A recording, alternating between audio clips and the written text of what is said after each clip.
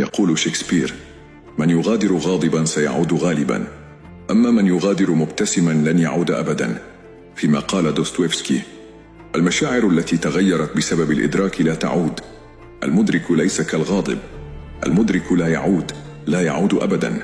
وينصحنا جلال الدين الرومي ضمن هذا السياق قائلا: هروبك مما يؤلمك سيؤلمك أكثر.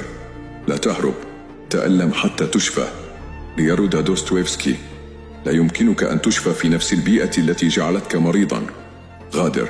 ويقول جبران خليل جبران: أحيانا ندفع أعمارنا ثمنا لكلمة نعم كان يجب أن تكون لا. أما نيتشه فيرى أنه يجب عليك السيطرة على قلبك، فإن امتلكه أحدهم فإنك ستفقد السيطرة على عقلك أيضا. ولخص باسكال كل شيء في قوله: للقلب أحوال لا يفهمها العقل. أما أنا أقول: لن يتوقف